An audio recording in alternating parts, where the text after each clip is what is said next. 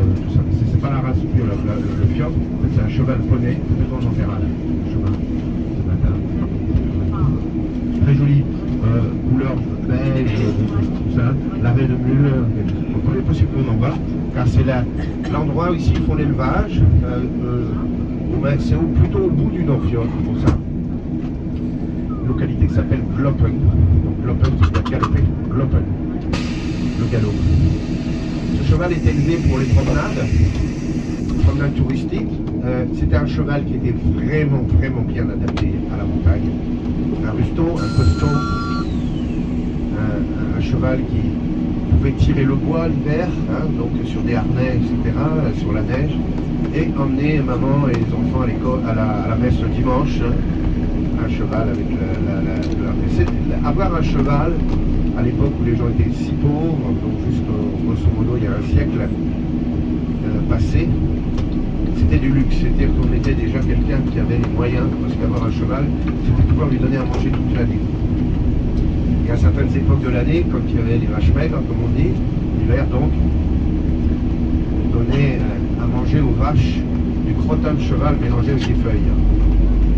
Donc le lait n'avait pas le même goût. Et c'est des choses réelles. Hein. Donc on a dans certains endroits, donc notamment les communautés de Lillehammer, donc on nous parle de cette époque pas si lointaine où les gens ici vivaient durement. Bien sûr, l'électricité a été une priorité nationale après la guerre 45. Imaginez-vous vivre dans des vallées comme cette magnifique vallée ici de Glacier, là. Les gens vivaient à la rude, hein, avec que le feu de la cheminée pour pouvoir chauffer. Donc voilà, c'est très touristique comme vous pouvez voir l'Owen ici. On a un peu développé ce camping au bord de l'eau. On peut pêcher dans le Nordfjord comme n'importe quel autre puisque c'est gratuit. Mais vous allez voir que les bords des fjords dans l'ouest ici nous réservent des surprises. Oh bah donc moi j'aime bien les surprises. Parce que ici on a un microclimat associé à la présence des fjords malgré la présence immédiate des glaciers sur la hauteur. On a, je vous ai dit, ce dégradé un peu stupéfiant de voir la neige et la glace en haut, les arbres en dessous et en contrebas sur les flancs des montagnes, là où on a des petits replats, c'est-à-dire des petites moraines latérales, se sont installées des fermes. Comme ici à droite, vous allez voir au-dessus de l'eau, là vous allez voir des fermes d'alpage. Ça c'est le paysage bucolique de la Norvège. Alors vous direz en Suisse, par exemple, c'est un peu ça, mais en Suisse c'est quand même beaucoup plus haut perché le village d'alpage. Et c'est souvent des burons d'élevage de bovins. Alors ici on fait surtout les bovins, les vaches. Et donc aujourd'hui, ces fermes qui sont productives et qui font des élevages de bovins doivent pouvoir vendre leur lait rapidement. Donc aujourd'hui on a bien sûr les tinés. Vous savez, ces camions citernes, je ne sais pas si vous les avez déjà aperçus, donc qui viennent collecter rapidement le lait dans les fermes et qui emmènent ça ensuite à la coopérative. Donc Tiné, c'est le rallyman du matin. Faites voir un camion Tiné. Ah non, on est samedi. On est samedi, donc parce qu'ici souvent là, Tiné passe à fond la gamelle tous les matins. Il fait la collecte des laits très rapidement. Des matins, des 8-9 heures, ça commence. On a 2 jours, c'est une petite brume de chaleur, un bon signe de belle journée. Une petite brume d'évaporation là. Et l'eau des fjords est quand même relativement fraîche. Encore une fois, vous voyez ces torrents, ces rivières qui descendent des glaciers, elles sont chargées d'eau froide, sur l'eau froide. Ça vient un petit peu, je dirais, modifier la nature de l'eau. C'est pas de l'eau salée. Il n'y a que les eaux de surface de la mer du Nord, donc les eaux plus chaudes, qui rentrent avec la marée et le flux du temps, jusqu'au confins des fjords, comme ici, au fjord, on est à l'Owen ici. Et donc, ça suffit pour créer l'effet de microclimat. Partout où on a un endroit qui va être au soleil, on va y arriver très vite. Ça s'appelle Indvik, ensuite plus loin c'est Udvik. Vous allez voir, incroyable, donc des vergers au pied des glaciers. Ça c'est la curiosité. Et encore une fois, vous l'avez vécu hier, donc c'est pour ça que je peux me permettre de rajouter une couche là-dessus. Vous avez vu ce courant chaud, ce vent chaud qui souffle au pied des glaciers, qui est caractéristique de ces échanges donc, de thermique. Et le ratio thermique ici, c'est plus qu'1 degré au 100 mètres. Hein. Ça varie très très vite. Et la végétation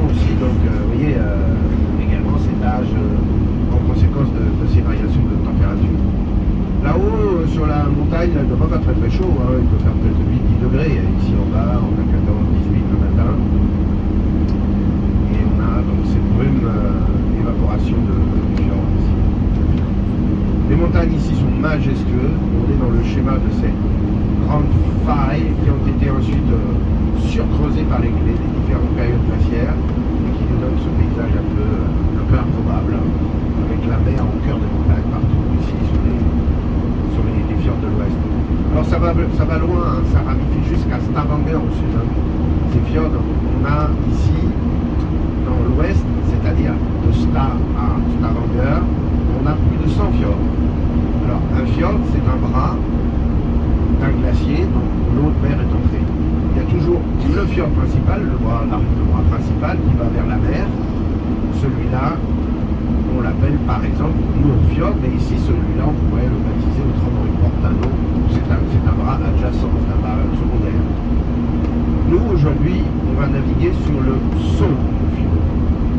Sognefjord, comme disait la fille sur le bateau. Je regrette beaucoup d'ailleurs qu'on n'ait plus cette voix.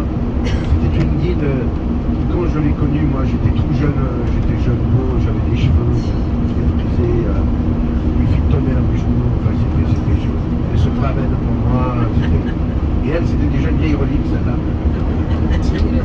Comme moi maintenant c'est moi la relique. Et voilà, et maintenant je suis une relique à mon tour, donc voilà, tout passe. Et alors elle était française, je l'avais connue au tout début, alors elle frimait parce que c'était une plus ancienne guide du pays, ici elle était d'origine norvégienne, et elle prenait l'accent norvégien pour parler des fjords sur les enregistrements sur le bateau. Et alors moi j'adorais l'imiter après. Enfin j'annonçais aux clients, je faisais les phrases qu'elle allait dire sur le bateau. Oh, c'était enregistré, le commentaire enregistré. Le Sognefjord, le roi des fjords. Mesdames et messieurs. Ah, vous avez perdu quelque chose. Et alors, hier, on a eu maintenant, depuis ça c'est le Covid, hein, c'est l'effet Covid, ça. Maintenant, on n'a plus que des QR codes, là, c'est dans la civilisation du QR code, désormais. Il n'y a plus rien, il n'y a plus de physique, il n'y a plus de personne, il n'y a plus de langage, il y a un QR code. Et la personne qui avait remplacé cette dame, là, qui faisait ces voix-là, c'est une collègue qui, elle, est une relique comme moi maintenant, on a à peu près le même âge. Et alors, elle était très fière de faire le commentaire, et elle a fait le commentaire, et elle est partie, puis elle fait le Geiranger fjord, le plus beau fjord. Parce qu'en fait, le O se prononce un peu O, mais c'est un peu imperceptible, hein. C'est pas on dit pas Oslo, on dit Oslo. Mais c'est pas un O quand on le prononce. Alors quand c'est des étrangers qui parlent le norvégien, c'est toujours amusant de les entendre prendre l'accent norvégien. Voilà, donc de temps en temps je me la pète, je prends l'accent norvégien et comme ça je me fais mon intéressant. Voilà, ici, vous voyez beaucoup d'animaux, hein, beaucoup d'élevage dans ces régions de montagne. C'est là, on n'en a pas vu beaucoup là dans le nord, hein, vous vous souvenez, les fermes, on se disait, mais il faut voir que aujourd'hui l'activité d'élevage, ça périclite un peu, surtout les chèvres, hein, parce qu'avant il y avait beaucoup de gens qui faisaient 6 mois d'alpage avec les chèvres dans la montagne, mais là maintenant ils veulent la wifi dans la montagne, donc c'est un peu compliqué, donc il y a moins de gens qui se consacrent à ça, donc ça a beaucoup baissé. Et encore une fois, je vous dis, si vous avez envie de vous consacrer à ça, venir en Norvège, vous tapez votre candidature sur la NAV, l'État norvégien vous accueillera et vous logera gratuitement. Si vous voulez bien garder des chèvres dans la montagne, vous installer là. Longtemps, c'était le fromage de chèvre qui constituait, je dirais, le plat principal. C'était avec mélange de lait de vache et de chèvre qu'on fait ce fameux fromage brun. Hein. Je vous ai dit donc les restes du petit lait qu'on faisait chauffer, rien ne devait se perdre. Et on faisait aussi avec le lait, je dirais le plat du dimanche, le rømmegrøt. Alors on n'a pas eu le rømmegrøt et j'en suis très content d'ailleurs parce que c'était le plat de luxe des campagnes à l'époque où il n'avait pas grand chose. Donc c'est avec de la crème fraîche, donc du lait, hein, donc du lait qu'on fait bouillir aussi, pas du petit lait, du lait, hein, qu'on fait bouillir tout ça. On a récupéré la crème et après on fait une espèce de bouillie avec ça, donc c'est très c'est gras, hein. Et puis des fois ils mettent les raisins de Corinthe, des fois pas, et ils mettent surtout de la cannelle, hein. Et avec aussi le flatbrød. Alors le flatbrød, vous l'avez vu peut-être avec le fromage, c'est la tradition ici, c'est cette espèce de petit pain enzyme très fin. Car autrefois dans les montagnes, céréales, donc les cultures de céréales, un peu de seigle, donc à la belle saison, on stockait le pain toute l'année. Dans des paniers, on gardait ce pain plat. C'était le seul pain, la seule céréale qu'on avait à se mettre sous la dent l'hiver. Et c'est pour ça que c'est resté une tradition aujourd'hui de manger le fromage avec ce pain très plat là. Vous avez qui se met de frais, très plat là. Alors, il y avait généralement dans les fermes une femme, c'était souvent des femmes qui faisaient ça, qui passait, on l'appelait la boulangère, qui allait de ferme en ferme, donc faire le pain, le flacon, sur une plaque ronde, et on étalait au maximum cette farine de seigle, enfin cette pâte très liquide, et ensuite on stockait, on pouvait conserver comme ça le flacon tout l'hiver et au printemps, et ça faisait la réserve de la famille. Voilà comment ça vivait. Donc aujourd'hui, un certain nombre de ces façons de vivre, liées à la rudesse de la vie, se reflètent dans le plat. Vous avez vu toujours ces laitages, c'est ce qu'ils appellent le fromage mousse, cette espèce de mousse là, à la vanille, au chocolat. C'est l'héritage de tout ça. Le lait est la base même de leur dessert, parce qu'il n'y avait pas d'autre chose. Et les baies mélangées, on fait des crèmes, etc. Donc ça, c'est resté un petit peu dans la façon de faire les gâteaux, c'est aussi on retrouve toujours les baies, on retrouve toujours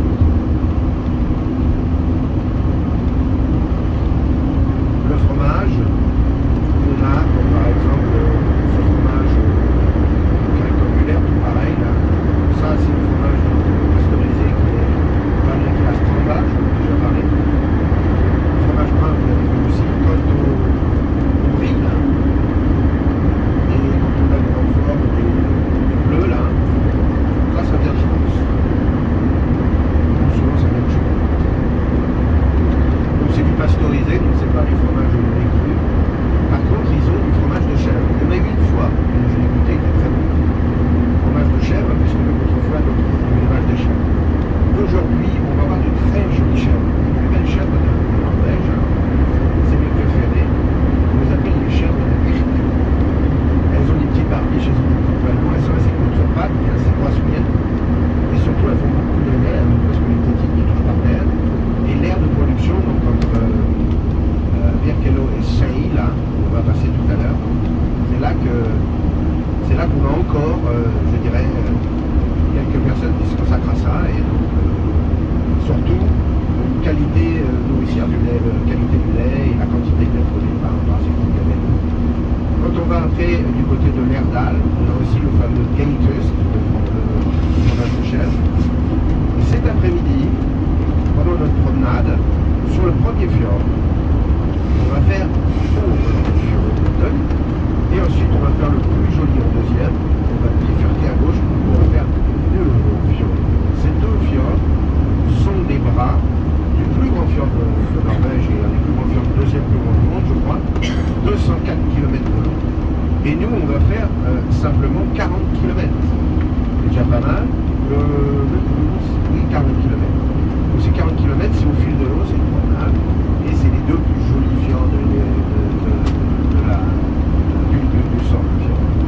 Alors, ce qu'il faut savoir, c'est que le premier, à un moment donné, là, si vous le mettez à l'avant du bateau, vous allez voir très nettement l'eau qui arrive à peu près à la moitié de la vallée glaciaire. Et on a ce relief en auge, là, comme un V ou un U, vraiment caractéristique de ces plaines fluvio-glaciaires. Donc, le glacier a disparu et la mer est entrée. Donc là, c'est une leçon de géologie. Et à peu près à la moitié de ce fjord, sur le côté gauche, vous verrez un très joli petit village, donc sur la frontosité dans une faille. Ça s'appelle Undredal. Undredal, entre les vallées. C'est entre les vallées d'Al. Et sur le Undredal, il y a quelques chèvres là. Vous verrez peut-être quelques chèvres regarder au pied du fjord, puisqu'il y a un élevage ici. Il y avait une Française, une fille de la Bretagne, qui elle donc est venue s'installer et qui fait des chèvres donc 6 mois par an. Parce qu'après elles sont rentrées dans les bergeries, donc elles sont dehors à peu près 6 mois par an pour l'élevage. Grosso modo, de mai à octobre, c'est les couleurs. Oui.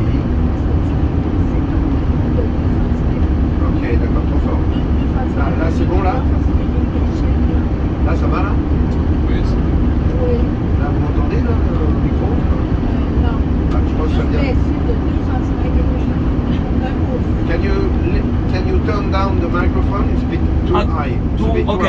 Yes. Just slightly. Là, c'est mieux comme ça. Vous entendez là tout le monde? Oui. Au fond, vous m'entendez? Là, c'était trop fort, il fallait le dire. Ça Ouais, glitch. Ok, moi j'ai pas le retour là, je sais pas si ça marche. Vous entendez au fond là? Au fond? Non. Can you turn up? Up. Bien. Yes. Au fond, vous m'entendez? Ouais? Oui. It's okay now. Ok. Ça va là comme ça? Ça va comme ça? Ça ne bouge plus? Ah, le but c'est pas de vous casser les oreilles. Hein.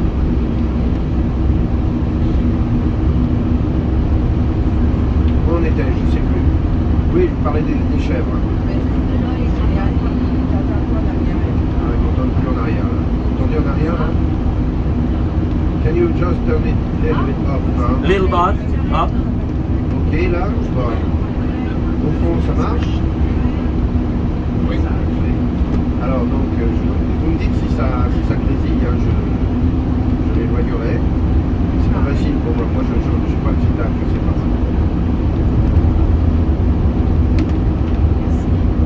Ok. Donc voilà, donc aujourd'hui on devrait voir des chèvres, en plus des vaches qu'on a déjà vu. Et là-haut, quand on va quitter cette vallée pour changer de vallée, puisque en fait on tourne autour du Jostedal, ce grand glacier principal, cette table glaciaire, dont un des glaciers est très important. Il y a plusieurs espaces glaciaires et puis il y a aussi des jambes glaciaires, 27 au total. On en a vu deux hier et on est allé se promener vers une des deux, le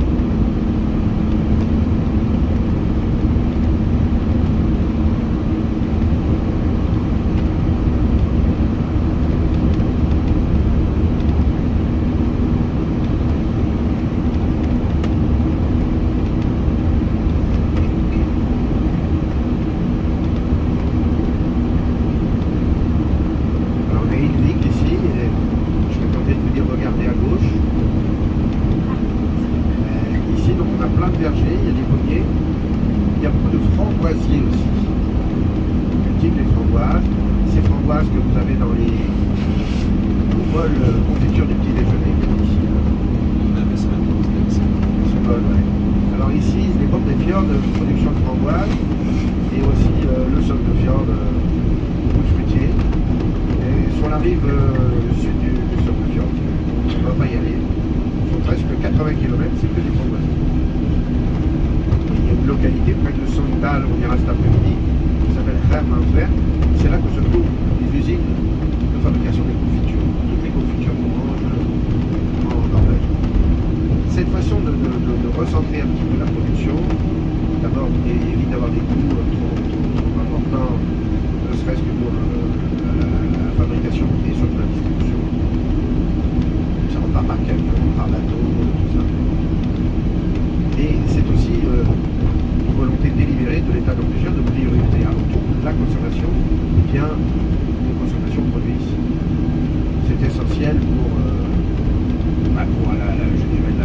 l'autonomie alimentaire, mais surtout pour la maintenance d'un paysage rural qui fait le charme du pays. D'autant que l'État subventionne, que je vous ai dit, presque jusqu'à 60% de la valeur des produits. Alors ici, Idvik, on ne voit pas les fruitiers parce qu'on est dans la plaine. Alors les gens ici vivaient donc dans ce monde rural de montagne, qui vivaient toujours aussi de la présence du viande et du saumon. Donc les gens pêchaient leur saumon tous les jours, leur poisson. D'abord du saumon, il y a aussi la morue à la saison de la morue l'hiver. Dans les fjords, comme on ne pêchait pas, on pêchait en permanence. Et les gens, donc, avaient toujours le poisson blanche. Ça, c'était déjà une garantie importante. Et ils mettent ça se fait toujours, mais moins, besoin sur moins, je vais essayer des espèces de flotteurs de bois avec des filets.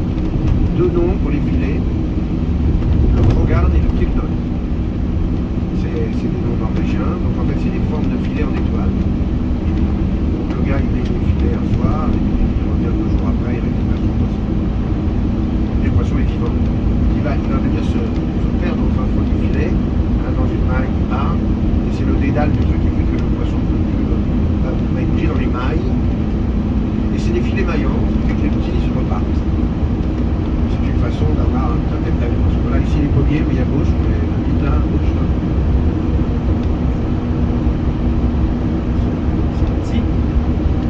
Oui, c'est-à-dire que là, c'est pas encore le moment. Vous savez, par exemple, les cerises arrivent 2 mois après chez nous. Les fraises arrivent au mois de juillet ici. Chez nous, les fraises, on les a en mai. Alors, il y a un décalage, bien sûr, climatique par rapport au pays du Sud. En Espagne, c'est toute l'année. En Espagne, ça pousse sur le plastique.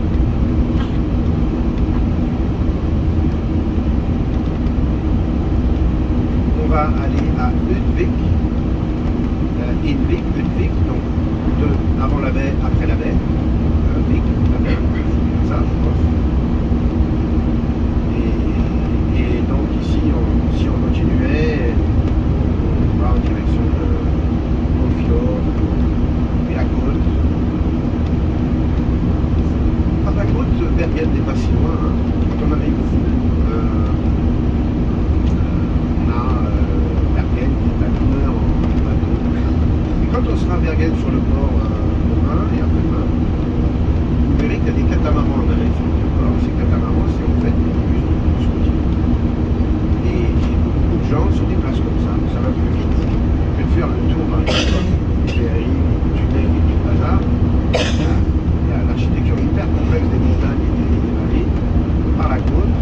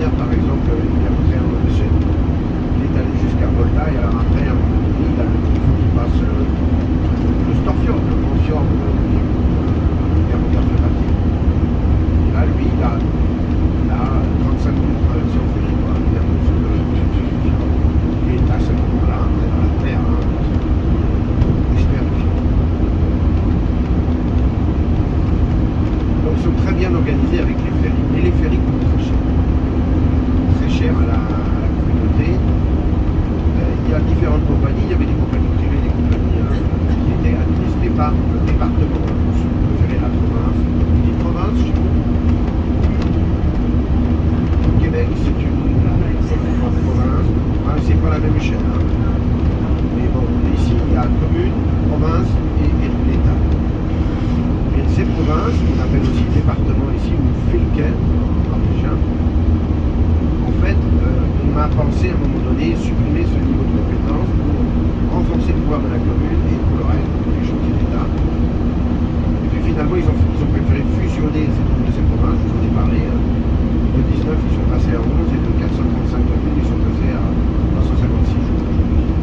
Ça, c'est très récent, hein, sans doute. Ils ont restructuré un peu, réuni un certain nombre de services. Et il était de la responsabilité de ces régions, de ces départements, de gérer ces ferries. C'est un poste de dépense très élevé. Hein. Et comme les provinces, comme les communes, touchent l'essentiel de leur budget de l'impôt, qu'il soit direct ou indirect, évidemment les régions moins riches, moins peuplées, moins d'argent, même si l'État assure une compensation territoriale en fonction des nécessités du lieu, les ferries, qui sont très empruntées l'été, il y a tous les passages de ferries, il y a du monde, des fois, ne transportent personne.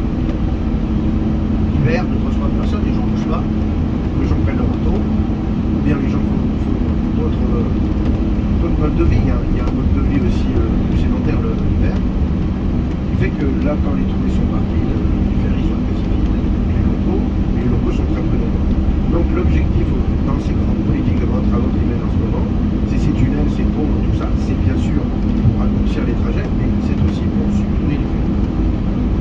Le grand tunnel qu'on va emprunter cet après-midi, qui passe entre Lærdal et Orland, c'est-à-dire entre deux grandes vallées, deux bras du Sognefjord, ce tunnel fait 25 km de long et a été le premier grand tunnel vraiment creusé en Norvège.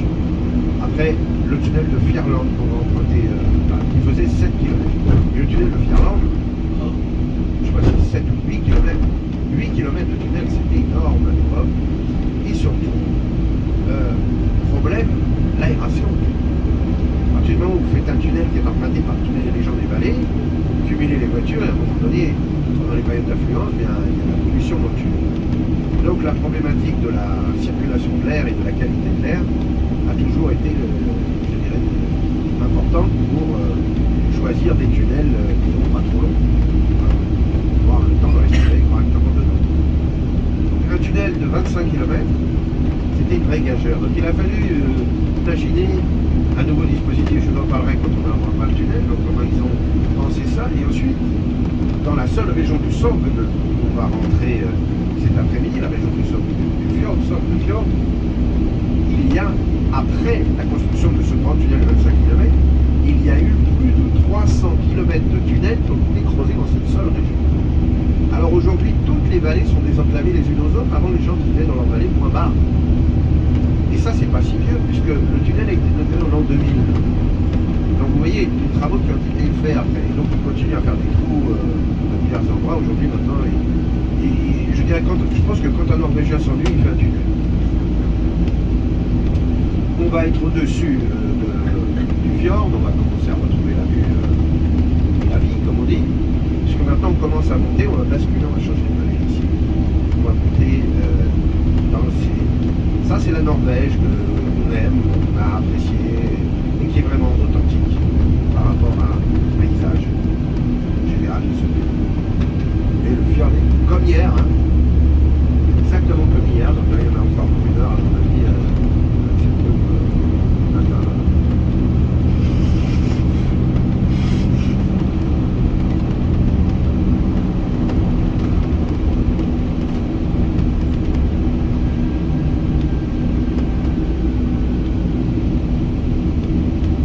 J'en étais à vous parler des tunnels parce qu'on va en faire beaucoup aujourd'hui du tunnel.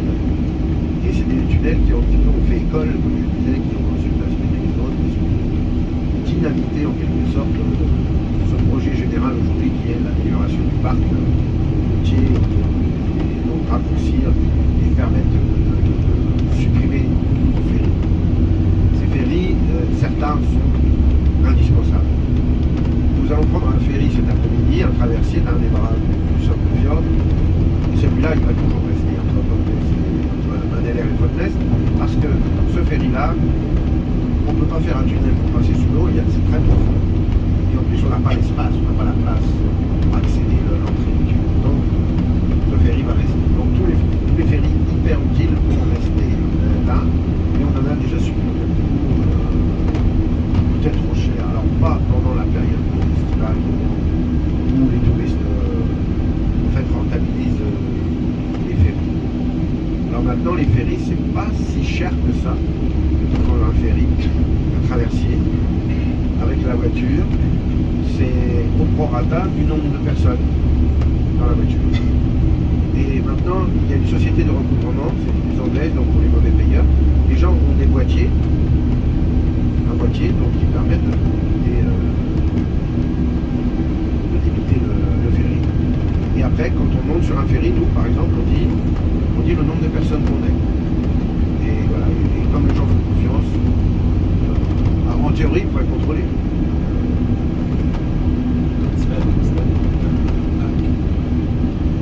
Le bac et un ferry, le bac c'est plutôt un mot français, le ferry c'est plutôt un mot. Le ferry, le bac, en fait c'est un peu la même chose, le bac c'est plus petit. C'est vraiment le traversier du truc, et le bac t'as pas toujours. Ah si, des fois t'as des voitures, mais t'as très peu de voitures. Tandis que le ferry, par définition, c'est la route qui s'arrête et qui continue. Le bac c'est un traversier. Par exemple, nous on a sur la Gironde, entre Royan et la Pointe de Grave, là, côté de Bordeaux, on l'appelle le bac. En fait, il y a 20 minutes, c'est un ferry, c'est 20 minutes de traversée. On dit le bac, c'est un mot plus français, le bac. C'est la même chose. Mais les ferries sont quand même en général aussi plus gros. Celui qu'on a pris hier, c'est un ferry, vous voyez. C'est une ligne régulière, en fait. Et le bac aussi, c'est la même chose. Il y a des voitures de bac sur le bac. Ouais, sur le bac, oui, mais c'est-à-dire que le bac, c'est vraiment la vocation, ces gens-là continuer, on ne peut pas faire autrement.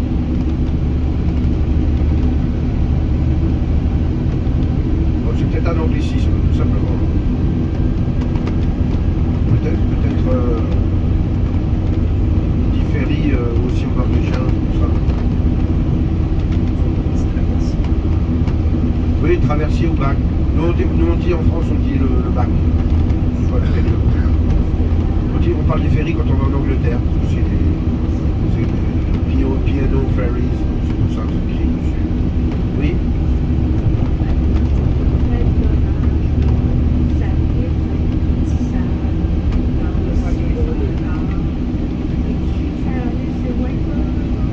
Non, mais ça va aller. Je pense qu'il l'a fait pour toi ce matin. Je vais lui dire discrètement, gentiment. Pas du tabac, non. Parce qu'il a lavé ce matin, il était dessus. Arrivé hier, ce soir.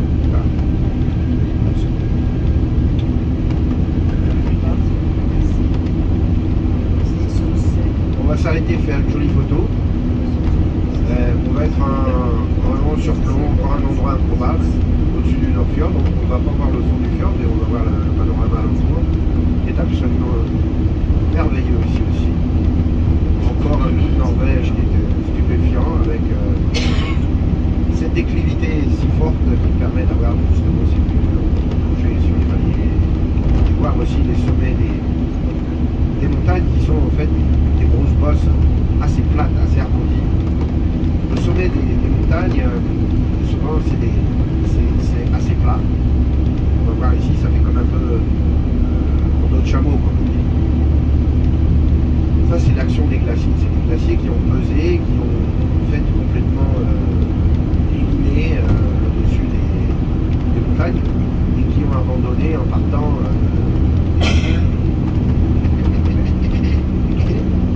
des massifs, des lacs en hauteur. Et quand il pleut, quand il neige et tout ça, l'accumulation de toute cette eau vient alimenter les cascades. Et puis, on a vu aussi ces rivières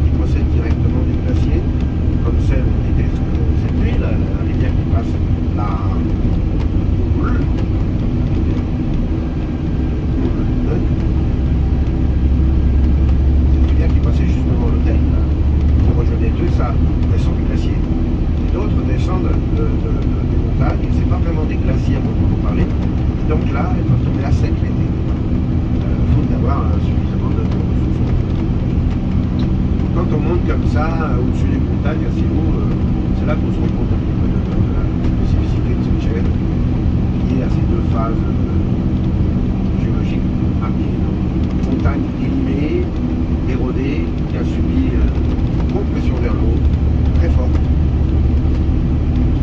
qui fait que, outre des roches métamorphiques, des roches qui ont chauffé, se sont métamorphosées, donc des minéraux très variés, des roches dures, qui ont transformé en gneiss dures, sont souvent perchées sur le haut, et c'est pour ça que l'érosion de ces roches dures s'est faite différemment, et qu'on a des rochers qui sont un peu arrondis. Voilà, ici on est au-dessus donc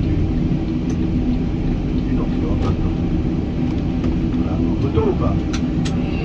Oui. Voilà, on va faire arrêt à pause ici. On va écouter les motards, ils vont se parler.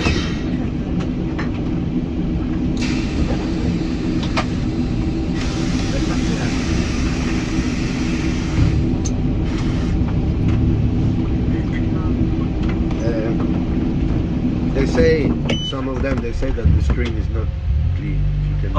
If you can do it in the day. Yeah, Okay, I will try to clean it. You mean Yeah. the front one here? Front one, yes. yeah.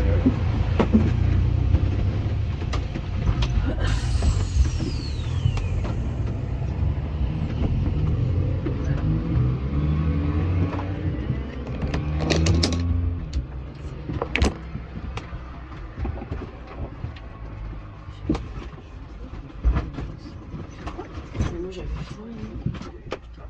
Je suis venue avant. Je ne pas de faim.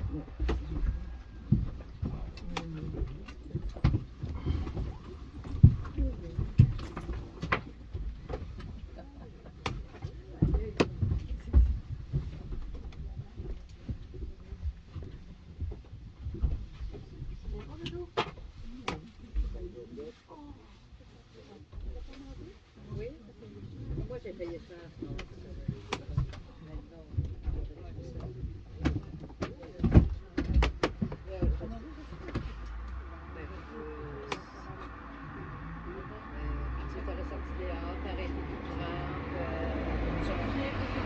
Ouais, que tout transi.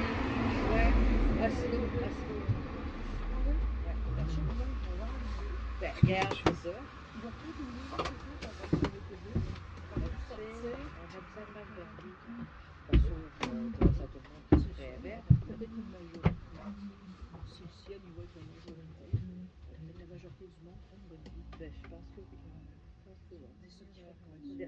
Dans l'autobus, il ne semble pas y avoir du monde méchant.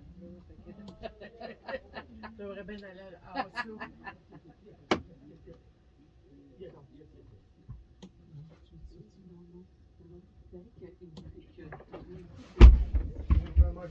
Yes, one moment. Let me. I have to start the bus.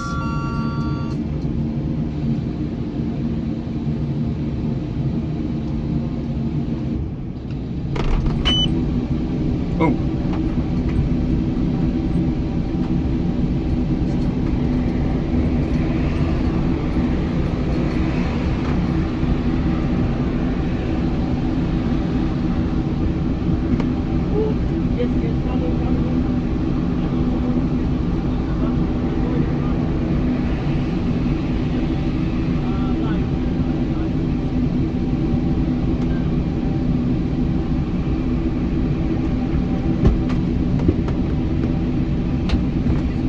Yes, check now if the light is on. The light is on.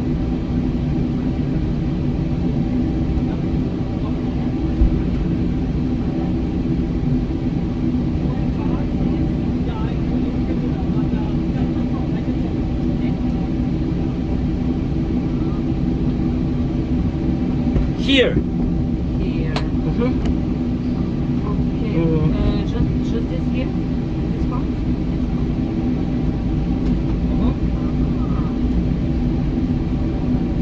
This is fantastic. Thank you so much. Welcome. I'm gonna put my excuse me, I'm gonna put my phone here. Yeah, you can put here or you can put On the other side. There. Okay, perfect. I'm gonna tell them. Perfect, merci beaucoup.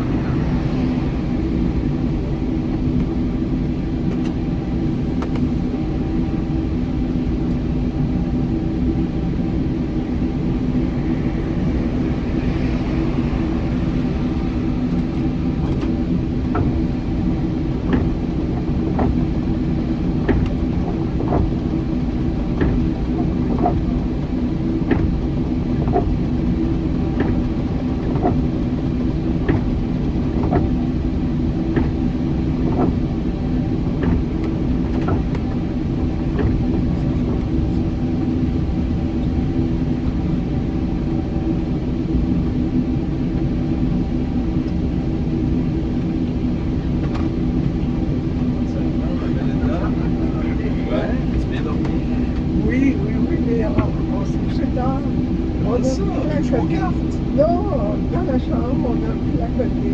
On a donné. Ah ouais? C'est bien avec ça. Même pas. Non, tout ça c'était fini. Ça te met à jour, c'est ça. C'est ça. C'est parce qu'on ne voit pas assez.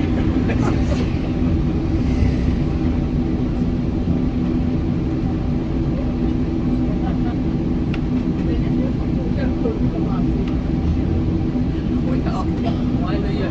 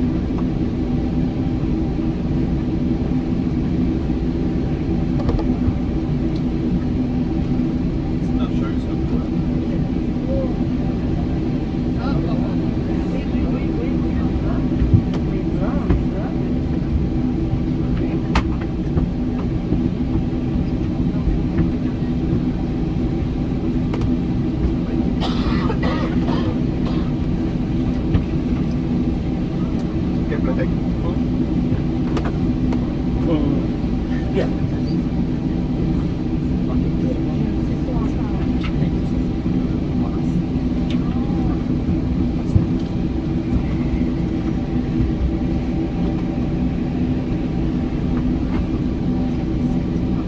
Protect. If we see goats on the way between Shay and the tunnel, slow down. Huh? Goats, yes. Goats. When we see goats, just slow down, huh? Okay. To allow them to To take pictures. make them. After Berkelo, between Berkelo and Say, there are goats in the morning alongside the lake. Yes. Stéphane, qu'est-ce qu'on fait pour baisser les bras? Baisser les bras.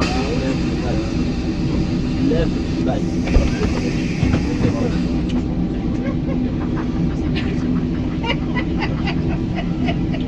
On y va? Eh ben, je voulais rien briser. C'est un peu comme toi avec la valise un matin. We go.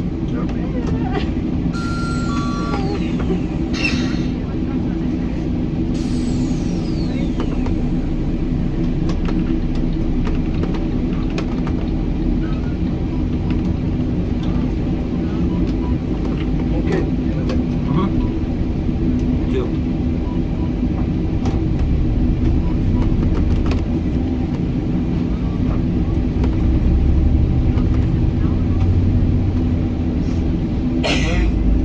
Et alors, ce grand glacier du Jostedal là, il est sur les hauteurs. Derrière ces grosses roches, vous voyez un tonnet là, très arrondi. En fait, il y a le glacier là, il est immense.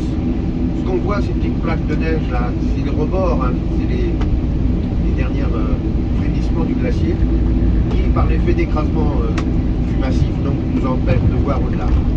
On va descendre dès qu'on va arriver au col, ici ça s'appelle Marifiora, il y a une station de ski. Et quand on va basculer, on va avoir donc vue sur d'autres vallées à droite, la vallée du Lofjord. On va avoir des sommets de montagne avec un peu de neige aussi. Et à un moment donné, on aperçoit, après la station de ski là, quand on est en butée, on aperçoit aussi le rebord du glacier un peu. Et ça donne une explication d'ensemble au col ici, puisqu'on monte un peu plus haut pour comprendre un peu cette architecture du glacier qui est si spéciale. Le point culminant est pas haut, 2020 mètres, le mont Drottning Kupa, le pic de la Reine on l'appelle. C'est de loin, c'est pas le Gloppen commune, vous voyez on est dans la commune de Gloppen, là le cheval, je vous ai parlé, le cheval Fjord.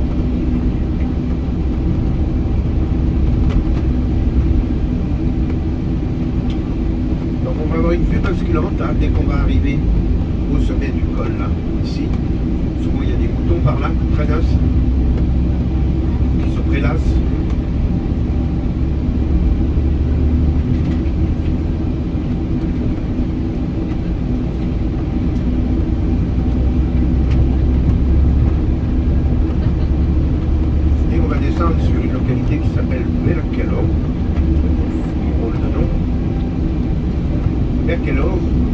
à garder dans cette vallée entre Berkeley et Skye, l'élevage des chèvres. On devrait voir normalement des vaches, des chèvres et des moutons.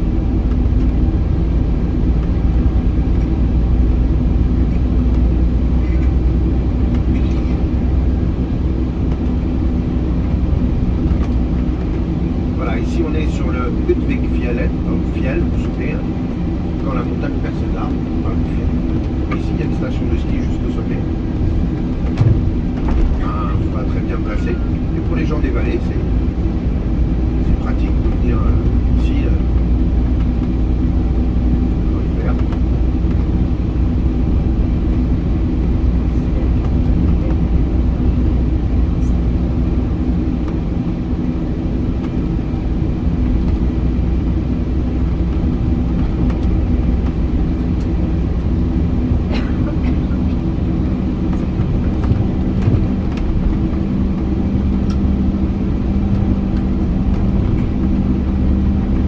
Vous savez, je lisais ce matin sur les brèves, je lis les brèves des infos françaises, ils disaient comment expliquer pourquoi il fait chaud en Scandinavie, il fait pas beau en France.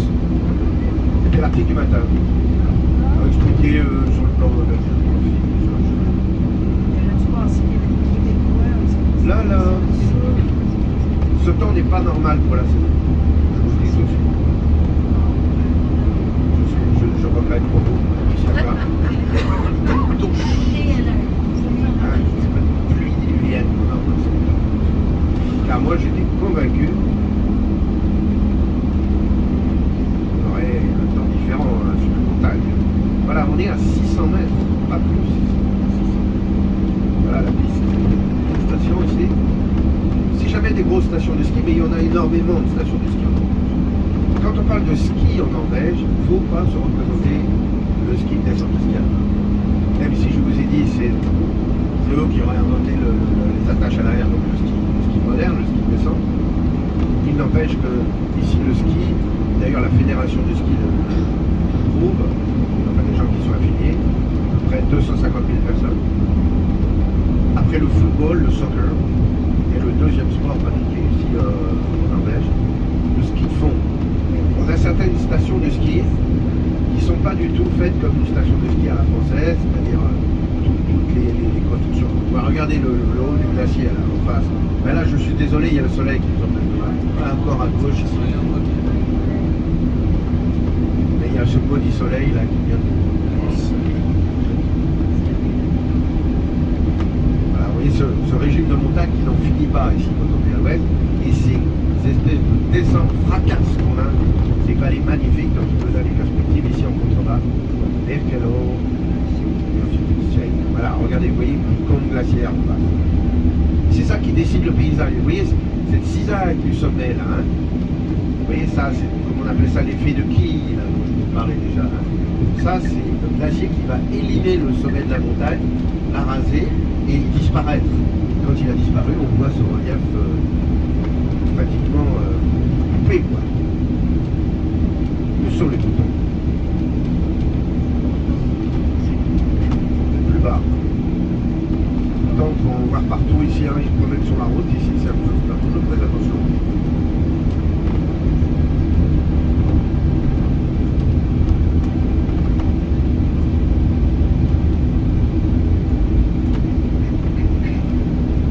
Finalement, il n'y avait pas d'explication. Les temps de température. Bah, il disait que c'était à cause du jet stream. Il disait qu'en fait le jet stream faisait des angles et qu'il était très difficile d'anticiper maintenant les mouvements du jet stream pour en chaud, pour en froid. Vous savez, c'est quand vous avez dans l'avion, vous êtes poussé, au contraire vous l'avez dans le pif, le vent, c'est ce qu'on appelle le vent des hauteurs, enfin, là où il y a comment dirais-je, l'oxygène est réduit, hein, donc là l'altitude à laquelle évoluent les avions, on a les vents de hauteur, et donc ça s'appelle ça le jet stream, et qui normalement donc, a une course relativement rectiligne, et puis là donc qui décrit des espèces de courbes qui génèrent des vents chauds, des vents froids.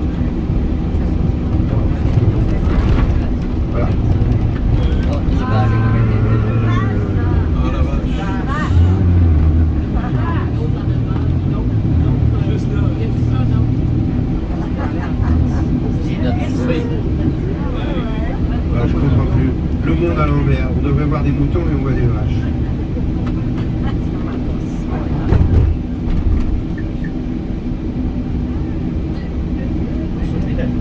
Bon, mais les Corses, ils ont des vaches parce qu'ils ont des subventions de la communauté européenne. Ils ont rien à foutre. Ici, c'est de la laitière. La vue est très jolie à gauche, là. On va descendre dans le village de Belgique.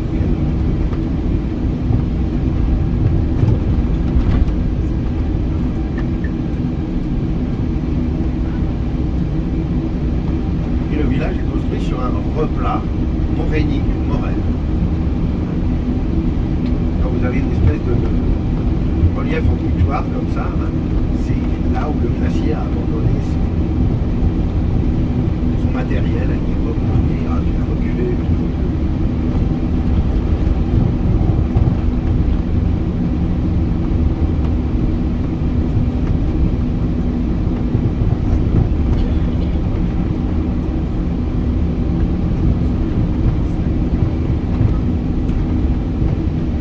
On a vu Stéphane aussi. Vous avez un nouveau Premier ministre. Pardon? Vous avez un nouveau Premier ministre. Des Oui, Français. on a un nouveau Premier ministre, oui. Un bourgeois. Bonjour. Un vieux machin, un vieux crouton qui s'exprime comme la reine d'Angleterre. Une catastrophe. Franchement, celui-là, il est inoffensif. C'est monsieur, je suis un but de moi-même. C'est le mec de droite. Ouais. La droite classique, mais il est là depuis le début. Ils ont mis un mec neutre, un mec. Comment dirais-je? Oh, je peux faire autrement. Quelqu'un qui ne fera pas de vague. Qui fait partie de la bourgeoisie. La bonne bourgeoisie française.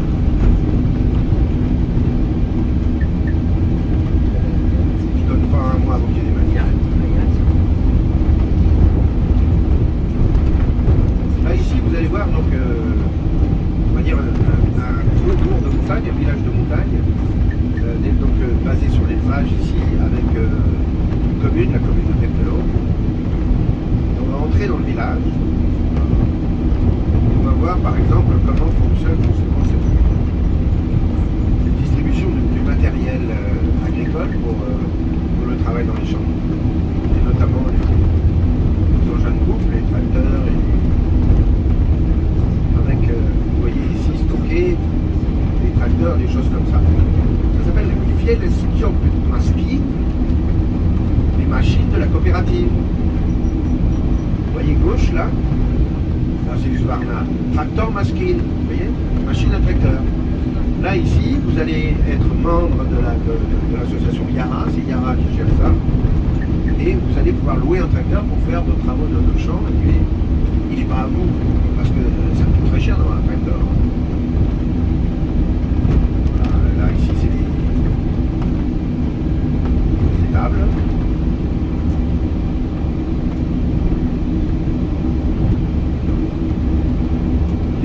L'État, comment dirais-je, incite les gens à adhérer à ce système de coopérative pour pouvoir, voilà, c'est un qui a ancien temps. Hein. Et à l'intérieur du village, vous allez voir un gars qui s'est amusé à faire un petit musée à lui tout seul, un petit musée de sculpture, vous allez voir quelque chose de trucs insolites, une fantaisie là-dessus. Ça sera devant, je pense.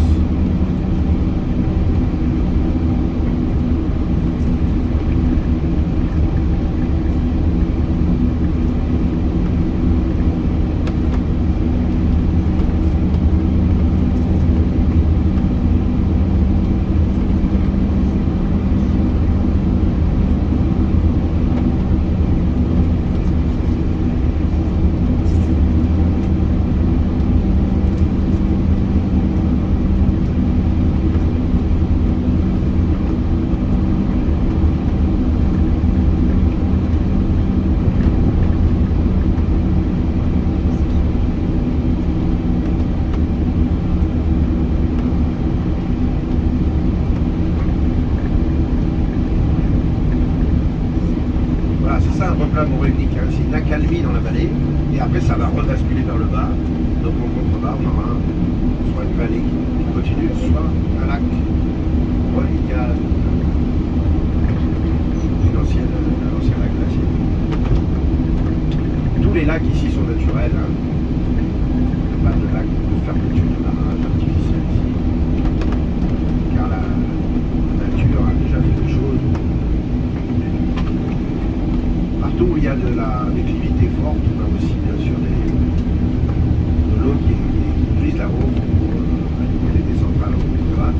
Ces grandes vallées très sèches là, grosse productrice d'électricité. La région du Somme est une région très productrice d'électricité.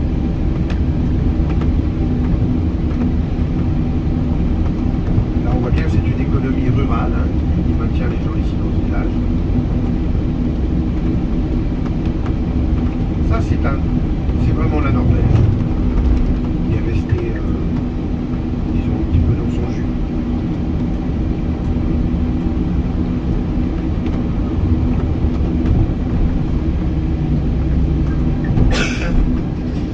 Donc de là, on peut aller vers la côte tout de suite.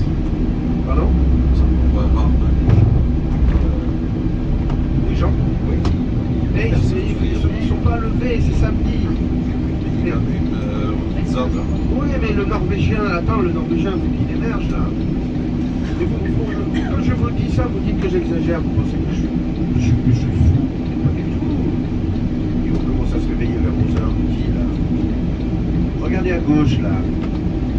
Regardez à gauche, regardez le sculpteur. Just slow down Platek. Yes. Regardez ici. Il y a François Ier là. Je crois qu'il a fait des personnages connus. Hein. Avant, il s'est amusé là. Il y a une petite expo de tracteur derrière et tout. C'est rigolo. Très rigolo ça. J'aime bien.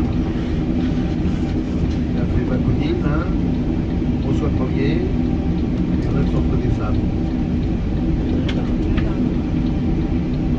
C'est original, je trouve. Pas mal. Thank you. Welcome.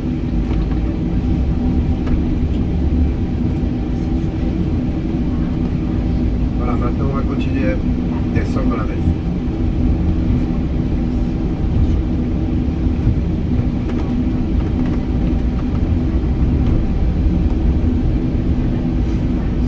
Ici ça s'appelle Birkelot. Les chèvres, on les appelle les chèvres de Birkelot, mais en fait on les voit plus bas. Alors comment dirais-je, les bergeries pour les chèvres sont du côté gauche et droit de la route. Ce sont des bâtiments très faciles à identifier, ils sont très oblongs, très bas, très oblongs. Et on va voir les chèvres sauf si c'est l'heure de la traite. Si c'est l'heure de la traite, elles sont rassemblées dans les étables. Et sinon, on va aller voir le long de la route. Ils ont fait une petite garde-fou pour les protéger de temps en temps, notamment l'après-midi, on va la mettre sur la route.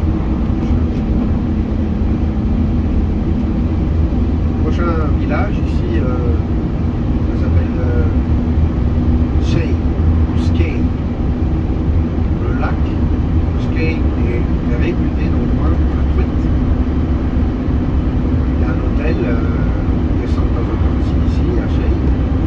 Cet hôtel, on débarque pour faire la pêche. Moi, ça serait un coin de vacances pour moi, ça. Aller à la pêche. Faire la sieste, piscine, retourner à la pêche.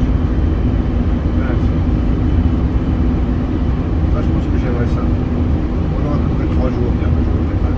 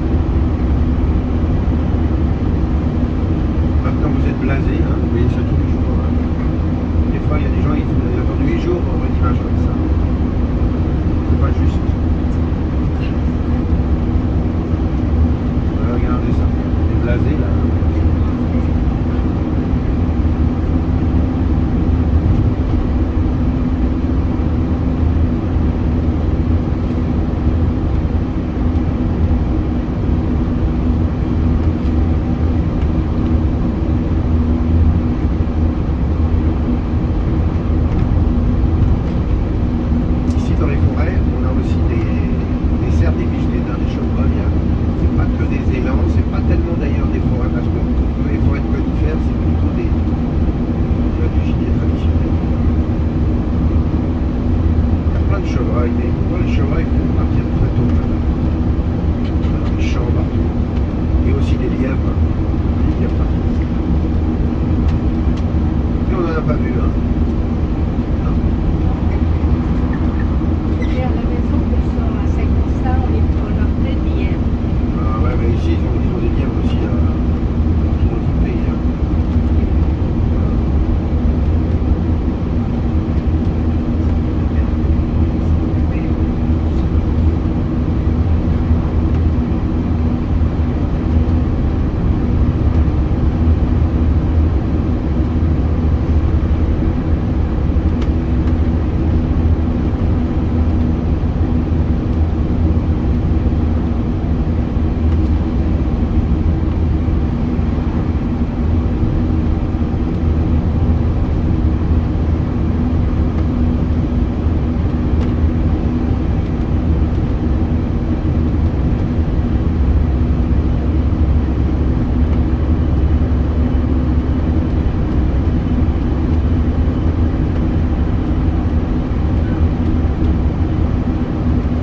Have you the program, Platex? You have the program of the day? You don't have it?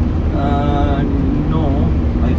Well, now we go to the glacier. To the glacier, Boyabré, okay? Yeah, and then We lunch there. yes, and then after we go to this viewpoint. You said. Yes, but I will show you, don't worry. I think I found on the. It's easy to see. Yes. It's nearby the road, alongside the road. Yes.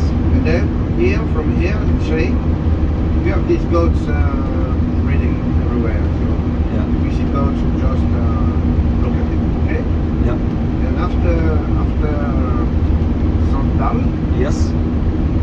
We go Lerdal. before the ferry. Uh huh. Yeah, yeah. We have Church. time. Yeah, the state church. Kaupanga. Okay, Kaupanga, yeah. Okay. Yes.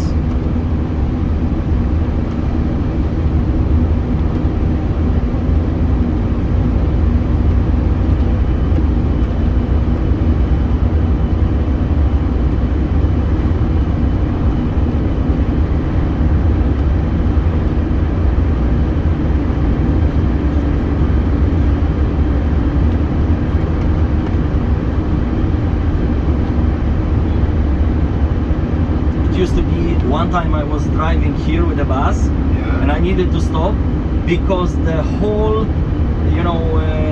group of goats, they were Yeah. crossing the street. Yes, yes. If we see goats, just slow Yeah, down. yes, okay? yes, yes, Because here it's for goats, this barracks. It's for goats. yes. It starts here, the goats. Yeah. But so we can see it everywhere. Mm. But sometimes they go uphill, Yes. or sometimes they stay alongside the road. And also it's time to milk. Yes. Of course we don't see it. There is time also to gather the sheep because it's already autumn. So they gather the sheep because the sheep they. No, we haven't seen the ship up there, in there. Uh-huh. Generally the ships are at the pass. Yes. I think yes, they took the ship down now. Yeah, they are taking the sheep down to the farms because it's already autumn. So because they were the whole summer, from spring to autumn, they are. But there is still here now. There is still many things to graze. It's strange. Early. Yeah. Because it's Norwegian, they don't like to work. Yeah? They do it every year. They just follow the same rule every year. But they are losing some because nobody is taking care of the sheep. Yeah. There is no shepherd. There is no shepherd dog. No, because a shepherd has to work. They don't want to work. It's for goats. Just slow down if you see goats. Yes, yes. Maybe Uh-huh. they are milking the goats now. I don't know. On the house for milking. Voilà, là, ça c'est pour les chèvres là, vous voyez, c'est Sarak là qu'on voit à gauche, on voit à droite aussi. Voilà. Peut-être c'est l'heure de la traite, je vous dis, donc elles sont rassemblées dans les baraques là. Mais la traite d'habitude, c'est tôt le matin. Ouais, c'est tôt le matin, c'est vrai. Et nous sommes en Norvège. Les chefs de Norvège se lèvent tard. les Norvégiens, à telle date, ils rentrent les troupeaux dans les étables. Et alors, voilà, pas forcément penser que le temps permet de les laisser plus longtemps.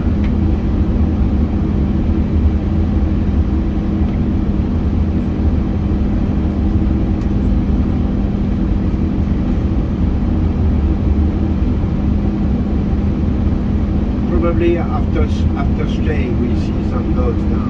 Yeah. It's strange. There used to be one time there is a bridge there, so they were crossing after the bridge. The group of goats they were crossing there, so maybe they are somewhere there. Only goats, only cows are remaining now. Yeah, there used to be also sheep, but cows. Oh, one tried to eat the sign. You know, the goats are beyond the hill, the small cows. Now there are cows. Because it's for goats, this place. No? Yes.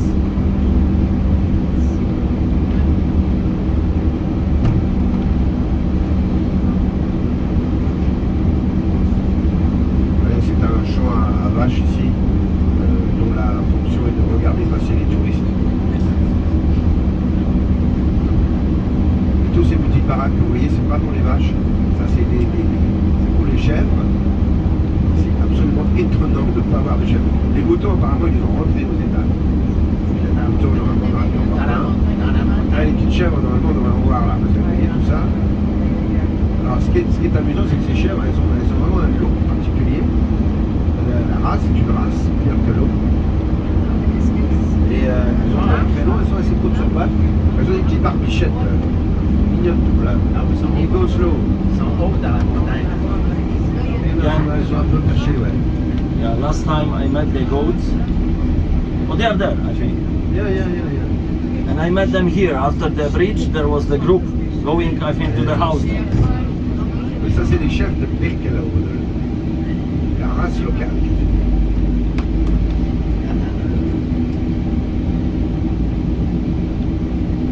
Je me rappelle plus la sorte de vache, c'est quoi non la brune?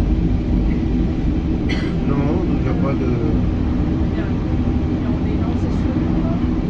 La noire, la brune. Ah, la pie noire, la pie rouge, tout ça c'est des races de... On y voit pas la marque. La pie noire c'est la race hollandaise, la pie rouge c'est la race belge. Ici c'est plutôt la petite espèce de montagne là. Voilà. Vous voyez les petites chèvres là? Vous voyez? À gauche aussi, hein? Normalement. C'est qu'on les a aperçus.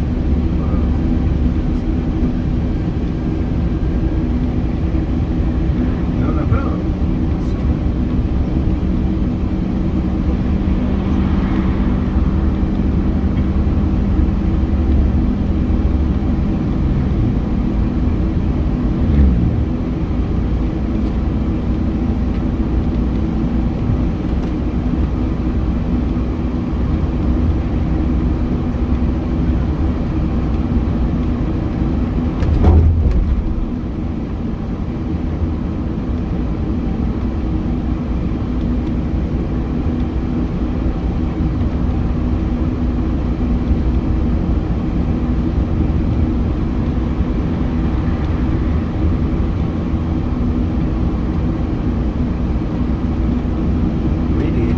Sont posés au bord de la route.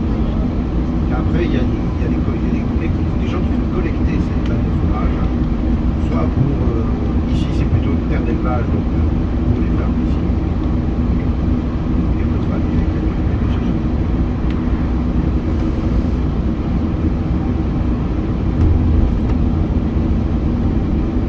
Donc, de temps en temps, on voit une balle un peu isolée toute seule. Généralement, c'est qu'elle est crevée. Donc, ça veut dire que là, elle a pris l'air et donc on abandonne généralement sur le terrain pour aller laisser sécher pour faire du feu.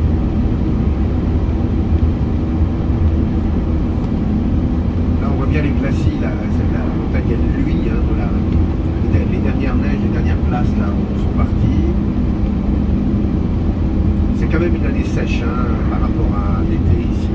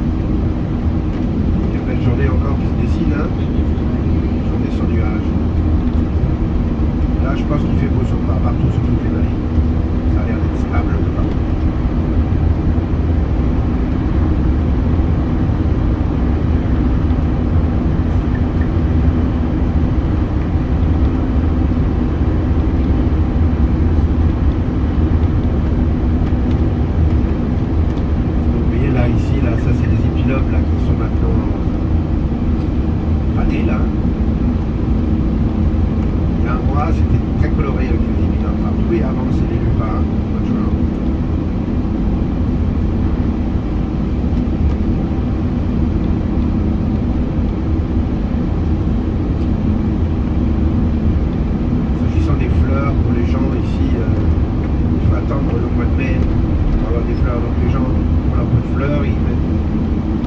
Il faut voir les horticulteurs en général, donc on met des fleurs près des fenêtres à partir de la fin mai. Là maintenant ça y est, c'est terminé.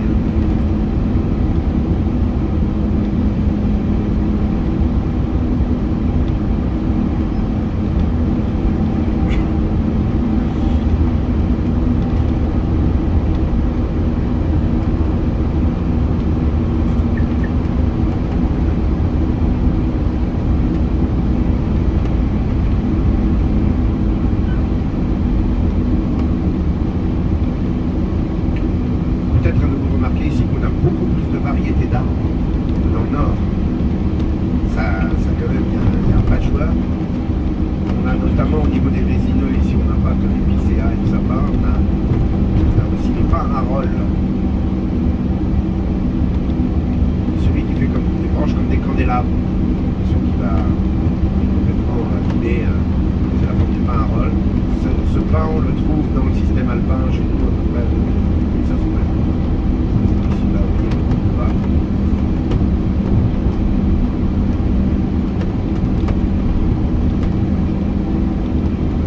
Des érables et aussi des chênes.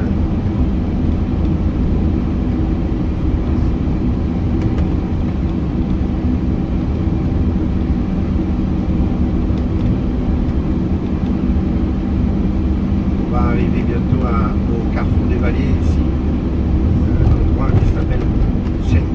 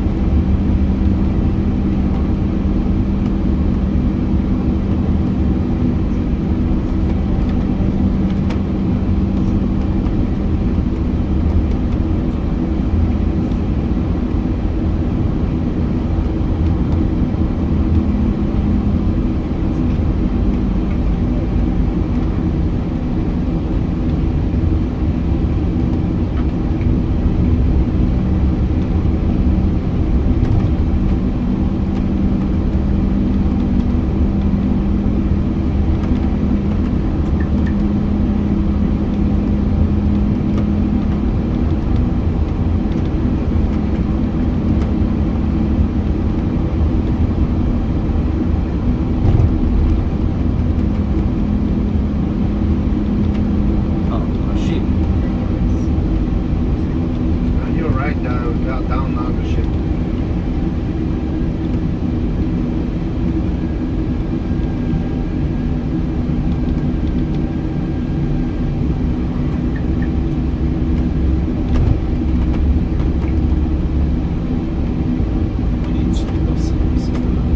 Comment? Plus au sud et uniquement du hors-sol, tu ne vois pas les cochons. C'est du hors-sol, bien sûr, c'est dans des c'est très industriel, mais il faut le cochon.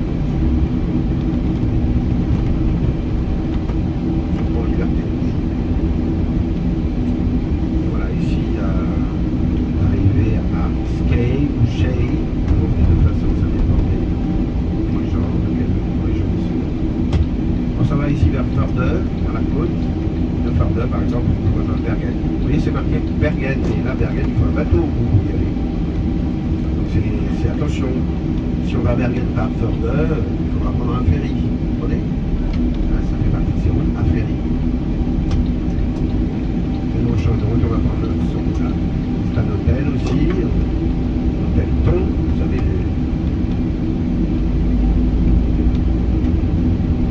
Vous savez, Thon, on a déjà eu un Thon. Oui, oui. Alors Thon, c'est du nom d'un monsieur qui s'appelle Olaf Thon. Ce monsieur, c'est un personnage. Il a la moitié de l'immobilier d'Oslo à lui, c'est la plus grande fortune de Scandinavie. On est Carl Erik Hagel qui est à la tête du groupe Orkla, ce groupe de la chaîne des supermarchés. C'est pas les gens du pétrole et du gaz ici donc qui sont les plus riches, mais Olaf Thon. Olaf Thon, il a commencé comme colporteur, il a commencé par vendre des chiffons sur les marchés. Il est originaire de la vallée du Gudbrandsdal, qu'on empruntera avec le train d'Oslo. Et ensuite, c'est vraiment l'histoire du self-made man américaine. Il a commencé à travailler dans la vallée de Ringdal, on passera aussi avec le train. Là, il a commencé à faire des portes et fenêtres, spécialisé dans les portes et les ouvertures. Bon an, mal an, il a commencé à créer sa société. Et puis ensuite, il a créé une structure originale, c'est-à-dire qu'il a créé une sorte d'entreprise, non pas un holding, mais une coopérative de production. Son groupe a grandi, il a commencé à acheter faire de l'immobilier. Et ensuite, sur Oslo, il a commencé à acheter de l'immobilier, etc. Et de l'assurance et tout ça. Aujourd'hui, le groupe Olaf Thon, c'est la moitié de l'immobilier d'Oslo. Très grosse fortune. Et à un moment donné, il y a à peu près 20 ans, il a racheté la moitié des hôtels de Norvège et de Scandinavie et il les a mis à son nom. Thon Hotel. Donc ça n'a rien à voir avec le poisson. C'est Olaf Thon. À 93 ans, toujours en forme le bonhomme de pêche d'enfer. Très, je dirais, svelte encore pour son âge. Très alerte, surtout intellectuellement. Et il a toujours porté un bonnet rouge, été comme hiver. Dans ses réunions de direction avec son bonnet rouge, c'est possible à reconnaître, monsieur le président. Et Olaf Thon, donc un personnage donc un peu en couleur, il a tout ça. Et il s'est marié, il a épousé en plusieurs mois, il avait été marié, il s'est remarié avec une femme à 92 ans, avec une femme qui avait 35 ans de lui. On est vieille maintenant. Et il n'a jamais eu d'enfant. Et bon, il a une ribambelle de nièces et tout ça. Et à 93 ans, il a invité tout le monde à son anniversaire à Budapest. Et tous les membres de son groupe, tous les dirigeants de son groupe,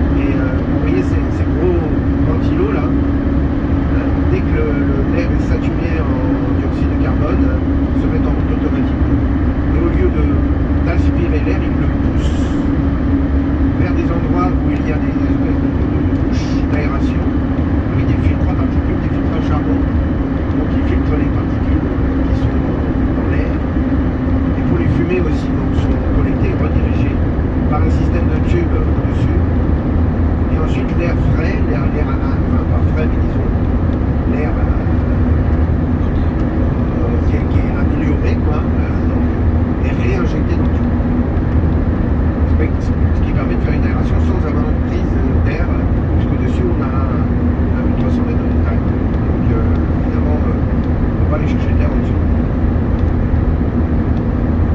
Pour ceux qui sont allés en Autriche, il y a un tunnel qui s'appelle le tunnel de L'arlberg, qui fait 9 km. Il est parti du tout premier tunnel qui, lui, a des couches d'aération alternatives, qui est en 2 sections. En Suisse aussi, ils ont fait ça. Là, ici en Norvège, il faut des tunnels qui sont fermés. Donc, le problème de la pollution est réglé de l'intérieur. C'est ce système ingénieux qu'ils ont mis au point pour le grand tunnel là, qu'ils ont inauguré pour ce tunnel de 25 km pendant cet après-midi. Et après, ils ont appliqué ça à tous les tunnels qu'ils ont creusés après. Je vous ai dit plus de 250 km de tunnels ont été effectués après la percée du tunnel de Bernal, qui était déjà en même l'ouverture entre deux grandes vallées et la fin des ferries entre Bergen et Oslo. Avant, il fallait prendre le ferry à Lerdal et arriver à Gudvangen. Lerdal, on va y passer cet après-midi. Gudvangen, c'est là où on arrivera avec le bateau qui fera notre excursion. 4 heures de bateau, de ferry pour aller sur la route Bergen-Oslo. Il y a un ferry de 3h30, 4 heures. Là, ici, on va de nouveau avoir un joli la vallée. On va être maintenant dans le cœur de la vallée. Et donc, une série de tunnels ici. On arrive à un moment donné dans un vélo glaciaire. Il y a le tunnel de Fjärland qui permet de sortir de ce vélo glaciaire. Et ce tunnel de Fjärland a été le tout premier construit, avant même le tunnel de 25 km, le tout premier tunnel qui était, comme qui dirait, l'innovation, voilà, le verrou glaciaire. Vous voyez, là on arrive en fin de vallée, on est dans un terminus, on voit ce cercle-là glaciaire, on voit sa pendouille, vous voyez la glace au-dessus, là. Donc c'est toujours le Jostedal hein, le massif central, on tourne depuis hier. Et ici, donc, on va prendre le tunnel qu'on appelle le tunnel de Fjärland. Et c'est ce tunnel-là a ouvert le chemin entre tout le Sognefjord et la vallée de Nordfjord. La vallée du Nordfjord et Sognefjord sont connectés par ce tunnel. Voilà, on a le premier désenclavement important donc des fjords de l'ouest ici. Et celui-là, donc, à l'époque, était payant, c'était un tunnel taxé, d'ailleurs assez cher, le temps de l'amortir. Et immédiatement après, on aura le glacier. On va s'arrêter pour le voir et déjeuner aussi. On va déjeuner tôt. Le petit brunch. Je pense qu'on aura un petit deux places midi. Hein. Pas besoin d'avoir un immense buffet. Hein. Parce que là, moi, c'est bon. Là, j'ai déjà pris 2 kilos à cause du double.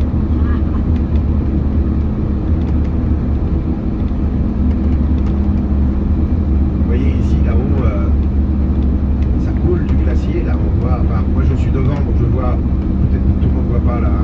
Ça coule là, carrément la cascade. Maintenant, c'est même plus la glace là. Carrément, ça cascade en bas. Donc, il va y avoir de l'eau qui arrive ici sur les glacis. Les glacis, c'est ces roches qui sont polies donc, par l'action de l'érosion de l'eau, de la glace et de la neige. Ce talus, il est là pour protéger justement des retombées de roches, etc. De tout ce qui pourrait dégringoler avec notamment le moment de la fonte, où il y a beaucoup d'eau qui est précipitée vers le bas. Voilà, le tunnel de Fjärland, un peu moins de 7 km, va nous faire arriver donc au-dessus du glacier de Høyabrøy. It was after the tunnel, right? Just immediately outside the tunnel, Uh-huh. you have a bus stop, and then you turn left, Yes. and you enter to the left.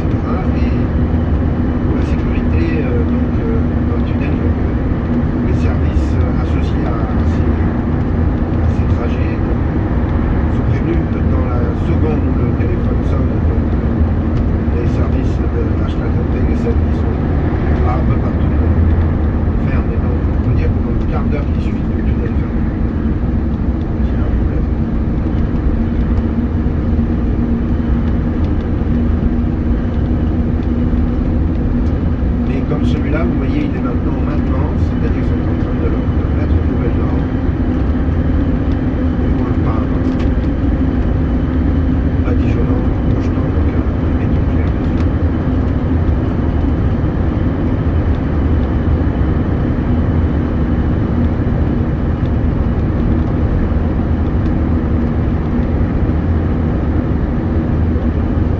Ce que je vous propose à l'arrivée, je ne sais pas s'il y a un besoin de toilette.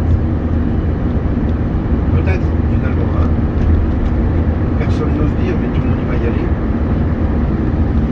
Je pense qu'on va aller se stationner à la cafette.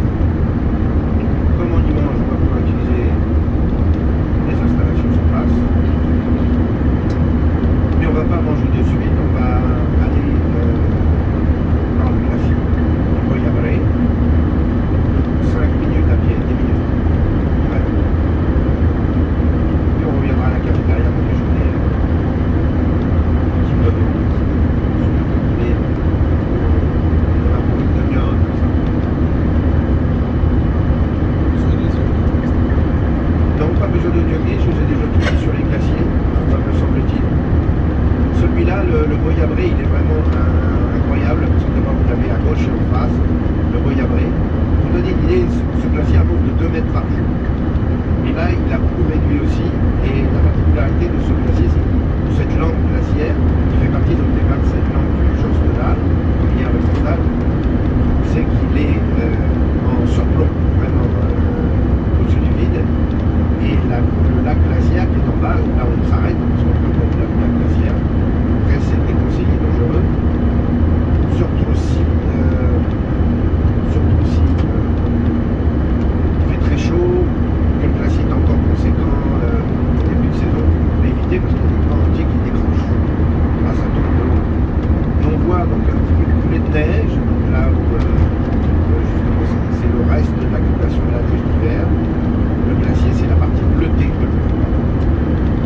Et Brevas Utta, Bre ça veut dire glacier.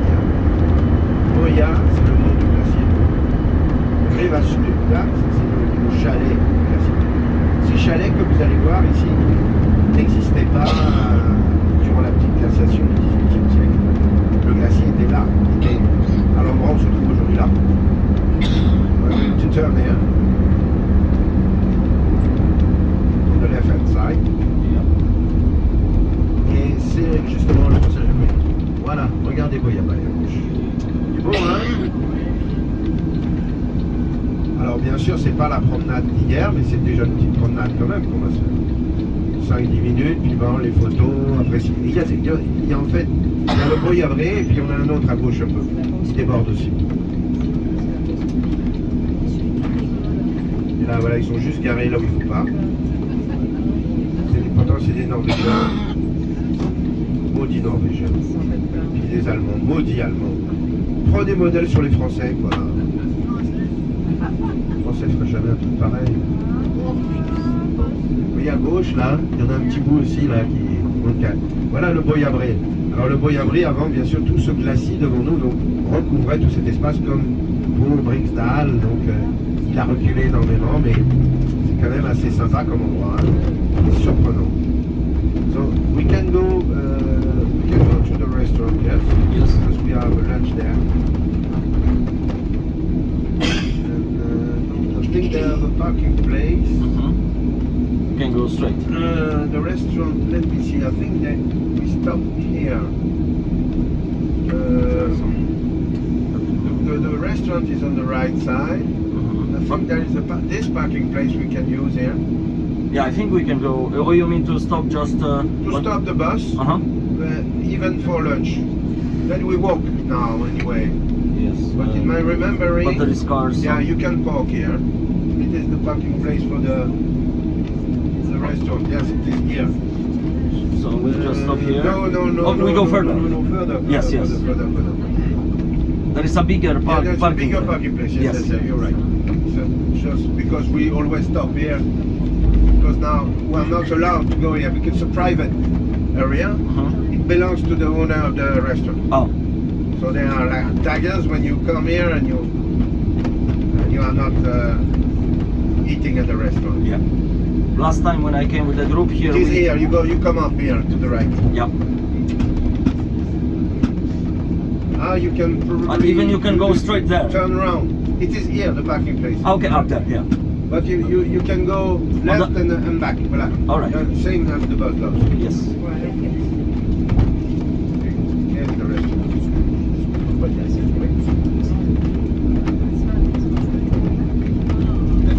Donc là, il y a un petit chemin qui va là-bas. Hein. Vous avez besoin de toilettes ou pas? Oui. D'abord les toilettes. Et ensuite, À droite. yes, you stop here and you go. Voilà, après le petit chemin c'est à gauche là. Hein. C'est vraiment tout à côté. Hein. On va aller voir, visiter les installations là. Tu as le droit d'écraser 2-3 Chinois. Hein. Ils sont toujours là où il ne faut pas. Et voilà, on va finir par bouger. Ouais. Ouais, ça c'est le chef du parti communiste. Là, ils ont toujours un représentant du parti. Hein. Là, je rigole pas, c'est vrai. Bien voilà, alors je vais les présenter là-bas, donc on va pouvoir utiliser les toilettes du resto et préciser avec eux. Donc je pense que dans une demi-heure on sera prêt pour aller à table. Hein. Ça va? Oui.